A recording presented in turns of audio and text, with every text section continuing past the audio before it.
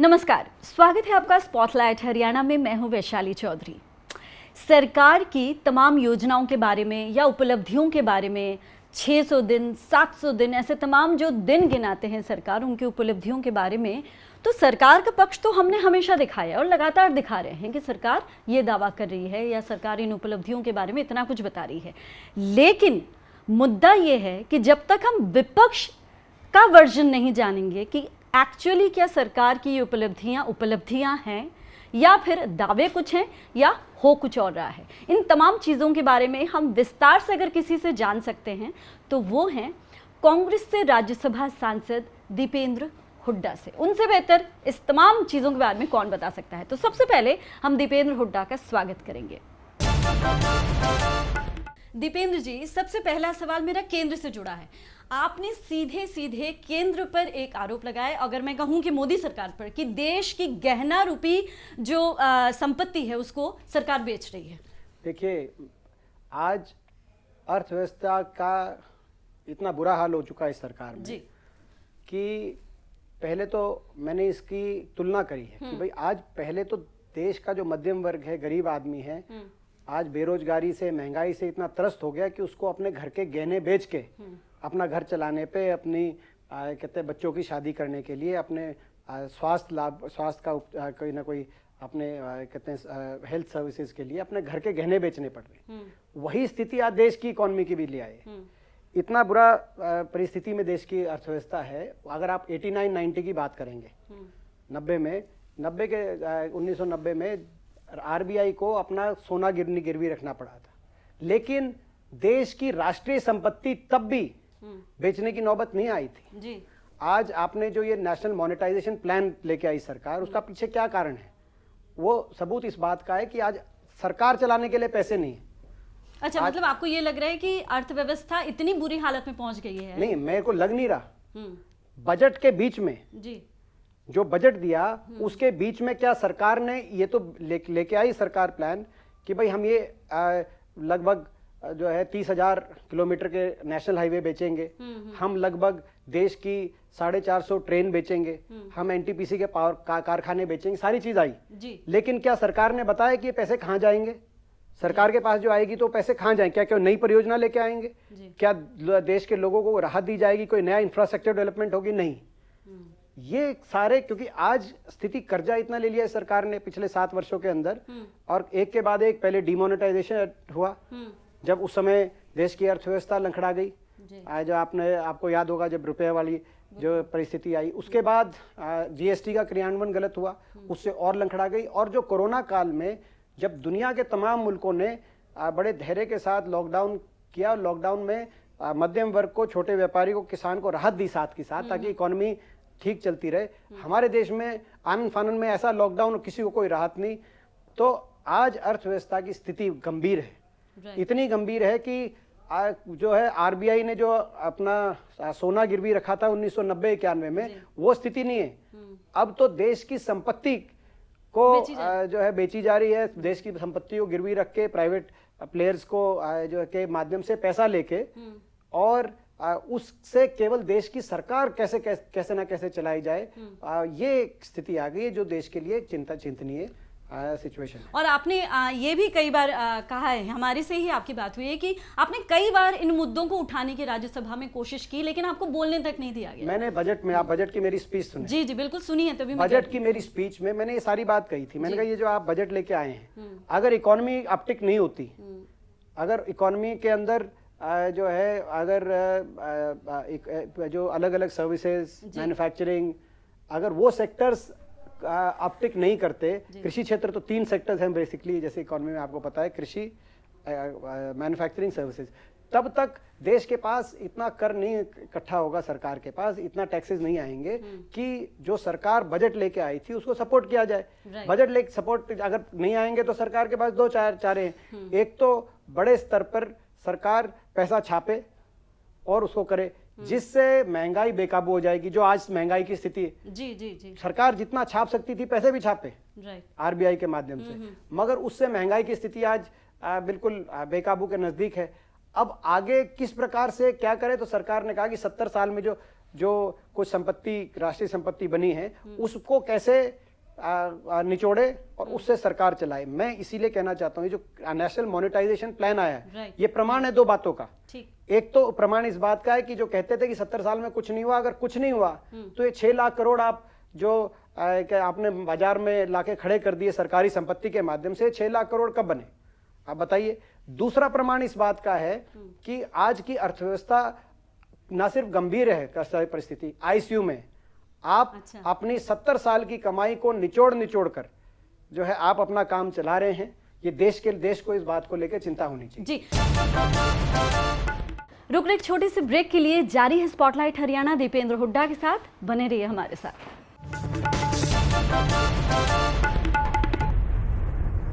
Break के बाद spotlight Haryana में आपका स्वागत है।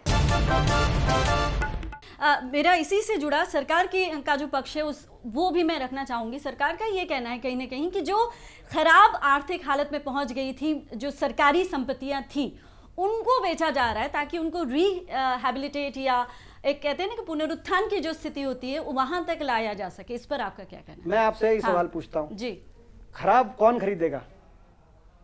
खराब एक ट्रेन का रूट है, ट्रेन का एक तो रूट है जो ऐसी ग्रामीण आंचल में जा रहा है जहां जो सरकार घाटे में चला रही है, और दूसरा ऐसा है ट्रेन का रूट जो जहां पे सरकार को फायदा हो रहा है, उसी से भारतीय रेल चल रही है जी।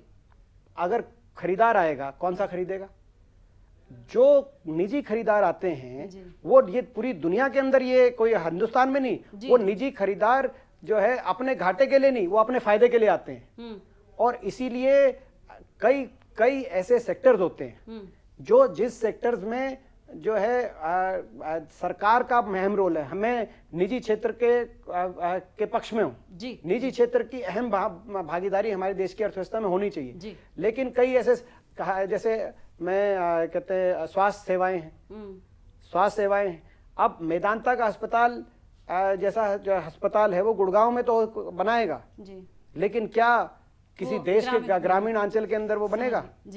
तो आप कई इसी प्रकार से पावर सेक्टर है, पावर सेक्टर में इंडस्ट्री को पावर और पॉश कॉलोनीज में, अर्बन एरियाज में जहां पे टैरिफ ज्यादा लगाए जाए उसके पावर जनरेशन के लिए तो जो है प्राइवेट प्लेयर्स आएंगे। आज डिस्ट्रीब्यूशन को भी प्राइवेटाइजेशन करने की तरफ सरकार बिल लेके आई, इसका किसान विरोध कर रहे हैं। वो इसीलिए कर रहे हैं कि मगर जहां कृषि क्षेत्र के अंदर जहां घाटे में सरकार देती है कि कृषि क्षेत्र में किसान को, गरीब आदमी को सस्ते में बिजली मिले, वहां पे फिर तो जो सरकारी डिस्कॉम कंपनीज हैं, जो private generation power distribution companies है, आने वाले समय में वो केवल घाटे का ही उनके पास रह जाएगा, उनको कौन लेगा? तो फिर वो जो है कहीं ना कहीं उन कस्टमर से उनको जो है आज के दिन कहीं से फायदा कहीं से घाटा।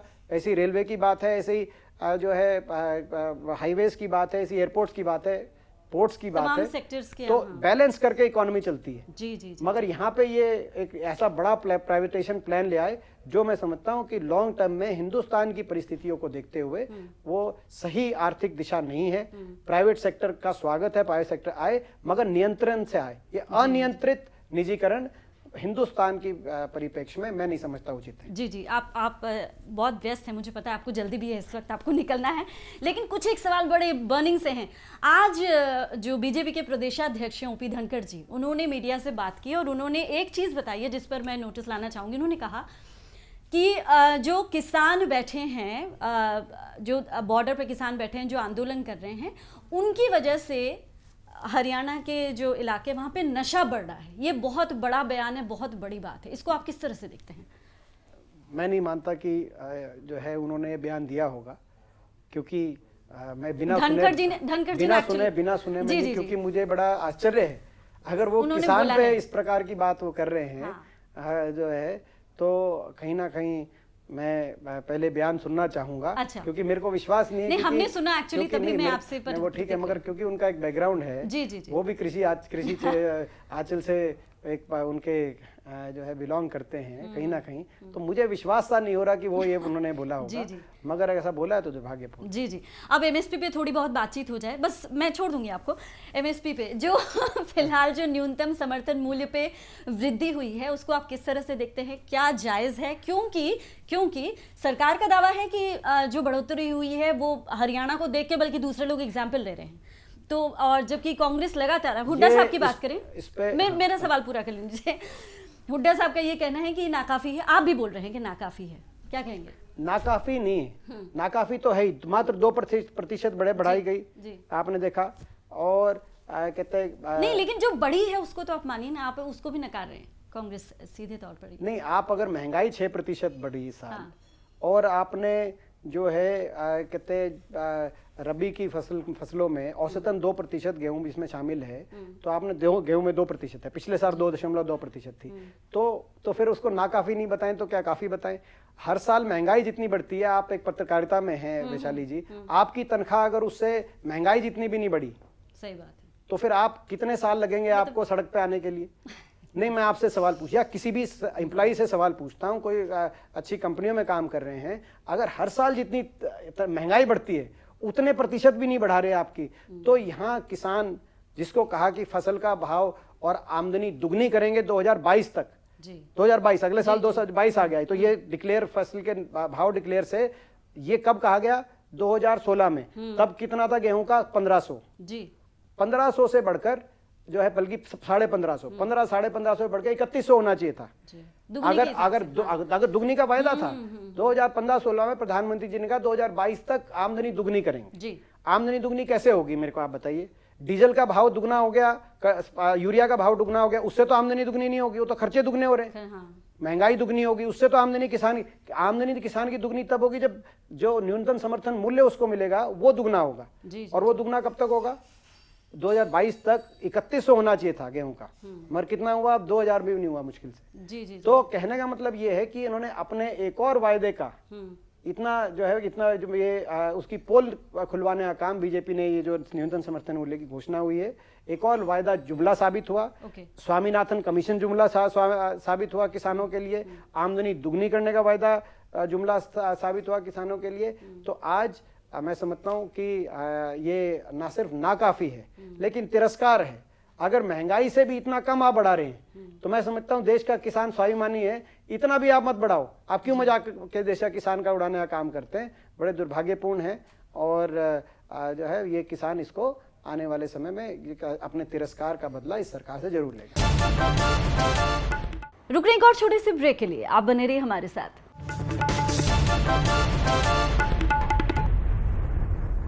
ब्रेक के बाद स्पॉटलाइट हरियाणा में आपका स्वागत है। आखिरी सवाल मेरा, आने वाला भविष्य आप प्रदेश सरकार के लिए कैसा देख रहे हैं? ये किसान आंदोलन और ये महंगाई और ये तमाम चीजें मिला के क्या? देखिए, आज प्रदेश सरकार के भविष्य का प्रश्न नहीं है, उसको लेके मेरे को चिंता, अच्छा, ओवरऑल आप कहना मेरे को चिंता कम है, क्योंकि इनने तो जो करना कुराना था कर लिया। अच्छा, आज प्रदेश की चिंता मेरे को ज्यादा है। हरियाणा प्रदेश जो 2014 से पहले आप देखें जी, जो प्रति व्यक्ति आय में देश में सबसे आगे था, निवेश दर में देश में नंबर 1 पे था, आज उस प्रदेश में बेरोजगारी सबसे देश में आगे, बेरोजगारी दर में नंबर 1 हरियाणा, अपराध के अंदर हरियाणा पूरे देश के अंदर सबसे आगे। कोई कारण नहीं है, बेरोजगारी एक बहुत बड़ा पैरामीटर है, और बेरोजगारी केवल हम नहीं कह रहे। सेंटर मॉनिटरिंग इंडियन इकोनॉमी जो एक जो है सबसे ट्रस्टेड एजेंसी है जो बेरोजगारी नापती है, उसके अनुसार जम्मू कश्मीर, उत्तर प्रदेश, बिहार, त्रिपुरा सबसे ज्यादा बेरोजगारी कौन से प्रदेश? हरियाणा में। जी। मुख्यमंत्री जी ने उसको नकारा कि ये प्राइवेट कंपनी, इसको हम इसके सर्वे को नहीं मानते। अगले दिन नीति आयोग की रिपोर्ट आई, भारत सरकार की नीति आयोग के अनुसार हरियाणा देश में तीसरे नंबर बेरोजगारी में जो है, तीसरे नंबर पे हरियाणा। 2 प्रदेश आगे कौन से? अंडमान निकोबार और लक्षद्वीप, वो टापू हैं, वो टापू हैं, छोटे छोटे टापू भी हैं, और उसमें ऐसे ऐसे टापू भी हैं जो कहीं पूरे टापू में किसी को रोजगार की आवश्यकता नहीं है, वो अपना आदिवासी वहां रहते हैं। इस प्रकार के आपको पता है। वहां के बाद हरियाणा की परिस्थिति, बेरोजगारी में आज हरियाणा का इतना बुरा हाल नहीं होना चाहिए। दिल्ली के 3 तरफ हम, और 2014 तक निवेश में सबसे आगे हरियाणा था, सबसे ज्यादा इन्वेस्टमेंट थी, ग्रोथ थी, वो नंबर 1 हरियाणा का जो टैग था। आज जो है ये स्थिति चिंतनीय है। अपराध, ये भी अपराध के साथ भी जुड़ी हुई है। आज हरियाणा को विकास के ट्रैक से उतार दिया इस सरकार ने। आज किसान सड़क पे है, गरीब आदमी महंगाई और बेरोजगारी की चपेट में है, छोटा व्यापारी अर्थव्यवस्था चौपट होने से, जो आर्थिक मंदी से छोटे व्यापारी को आज अपना उसके आने वाले भविष्य अंधकारमय दिखता है। जो इंडस्ट्रियलिस्ट, छोटा इंडस्ट्रियलिस्ट था हरियाणा का, आज वो ये समझ नहीं पा रहा कि हरियाणा में जाए कहाँ जाए। मैं समझता हूँ कि ये जो स्थिति बनी प्रदेश के अंदर, इसके लिए पूर्णतः सरकार जिम्मेदार है, जो कि अब ये करना तो कराना था कर लिया, लूटने खसूटने में लगे हुए हैं। यहाँ तक कि कोरोना में भी शराब घोटाला, रजिस्ट्री घोटाला, ऐसे घोटाले खुल के, माइनिंग घोटाला, लूटो अपने अपने विभागों के माध्यम से, दोनों हाथों से जो खरीद, क्योंकि ये स्थिति जो हरियाणा के अंदर बनी, ये नहीं बननी चाहिए थी। पूर्णतः इसके लिए ये प्रदेश सरकार जिम्मेदार है, और मुझे हरियाणा के भविष्य की ज्यादा चिंता है। इस सरकार के भविष्य का तो खैर आने वाला समय बताएगा।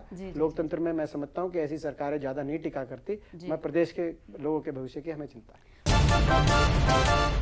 बहुत बहुत शुक्रिया दीपेंद्र हुड्डा जी, तमाम सवालों की इतनी बिंदास तरीके से जवाब देने के लिए बहुत बहुत शुक्रिया। तो ये थे कांग्रेस सांसद दीपेंद्र हुड्डा, जिन्होंने तमाम चीज़ों पर, हमारे जितने सवाल थे उन तमाम चीज़ों पर खुलकर हमसे बात की। अगले हफ्ते एक और शख्सियत या एक और मुद्दे के साथ आपके सामने हाजिर होंगे। इजाज़त दीजिए, नमस्कार।